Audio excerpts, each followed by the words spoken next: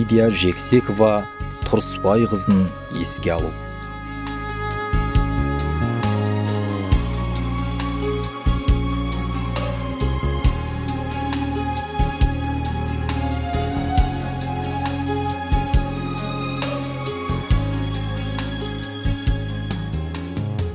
Бұл дүниенің өткінші екенін бабаларымыз баяғыдан-ақ білген. Оны қамшының сабындай қысқа ғұмыр, өткінші дүние десе, пайғамбарымыз оған Алланың игілігімен сәлемі болсын, бір хадисінде бұл өмір аз ғана тұрақтайтын бір аялдама секілді деп сипаттаған. Сондықтан жалған дүние деп аталған. Ешкім де бұл өмірде мәңгі тұрақтап қалмайды. Яғни барлық адам мәңгі өмірге аттанады. Ал ол соңғы сапарды қайтыс болу дейміз. Адам қайтыс болса да, өлмейтін амалдары мен тірі адамдардың жадында жатталып қала береді. Ол амалдардың ең абзалы соңында ізге ұрпақ тәрбиелеп қалдыру.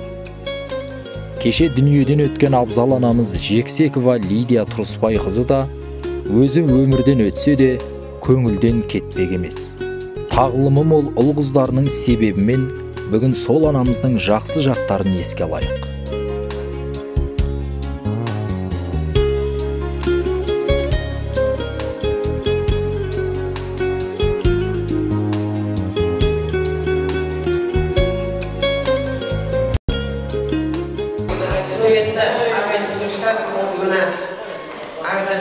Басымызды қосып отырған Дидар менен Ринаттың үлкен жолға аяқ басып балалықпен қоштасып, үлкен өмірге аяқ басқан мынау той деп отырмыз. Енді қазақта бір ұлағатты жақсы сөздер бар. Бақыт деген мұз емеске еріп кететін, бақ деген құс емеске ұшып кететін, бала деген артында қалған із емес өмірдің жал.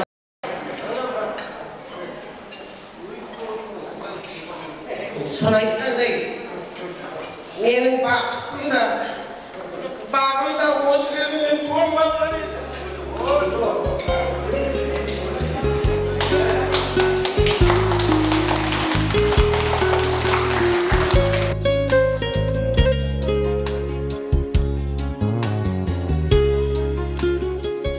Лидия Тұрысбай қызы 1935 жылдың 1 қаңтарында қазіргі Алматы облысы Ақсу ауданы Сағабүйен ауылында дүниеге келген. 1958 жылы сол өңірдегі Қарагөз ауылының азаматы Берлібеков Айтмолда Есенбекұлымен тұрмыс құрады. Зейнетке шыққанға дейін ауыл поштасында қызмет атқарды.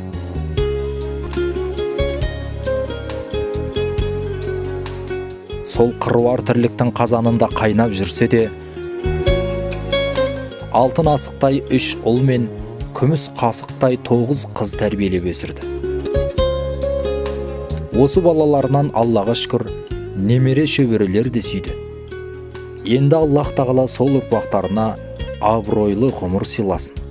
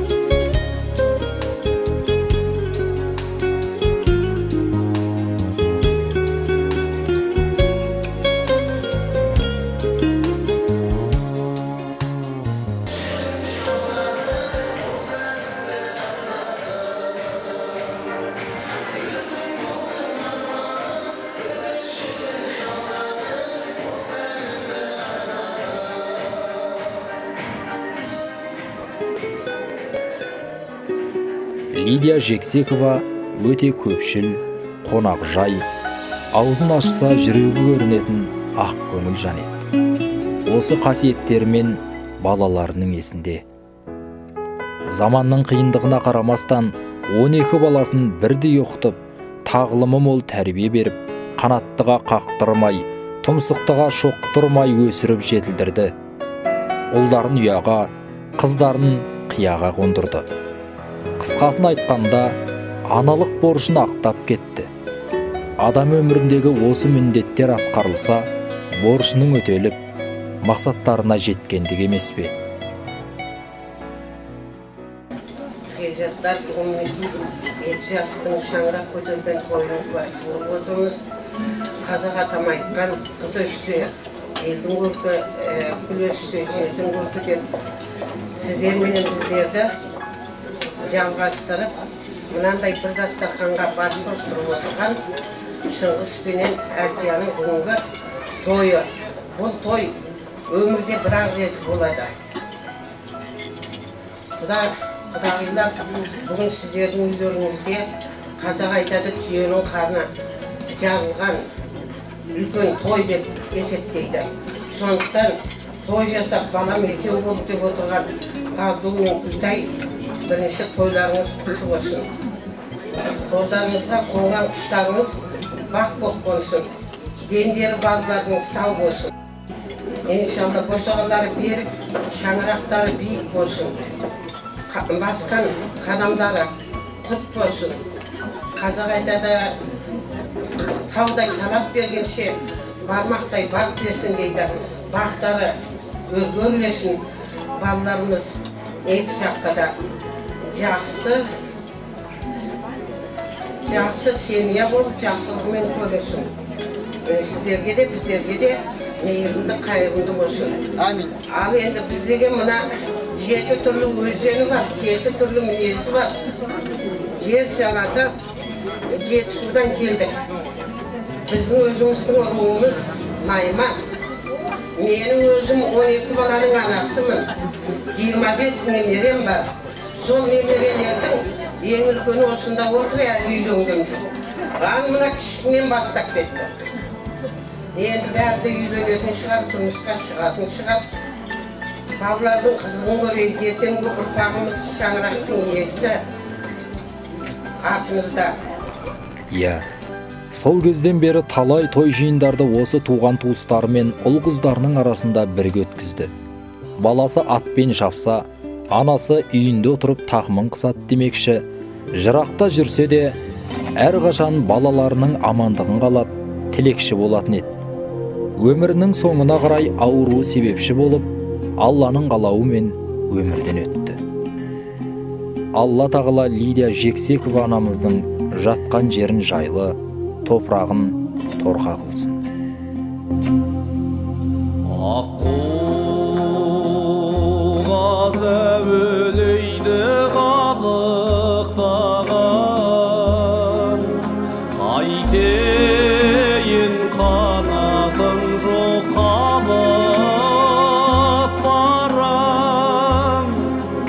Жүрегімі құс боп ұшып кетіп бірге,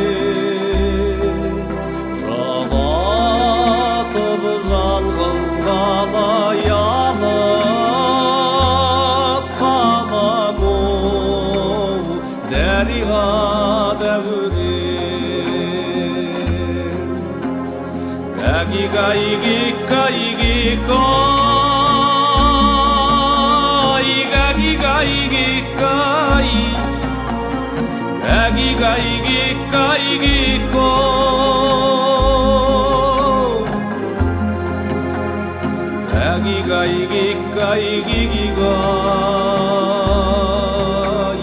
Дариға шіркін дәурен.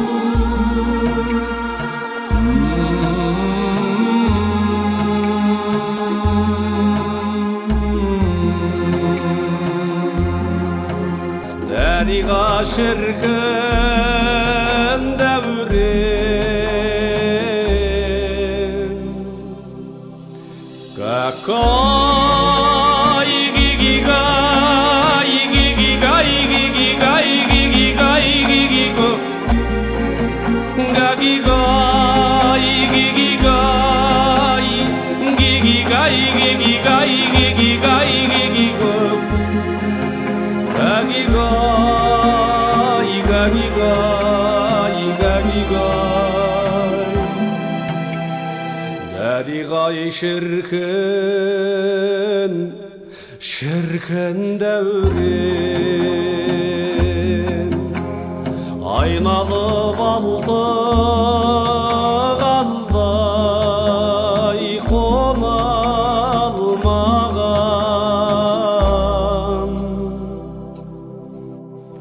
Derigay şirkin devrin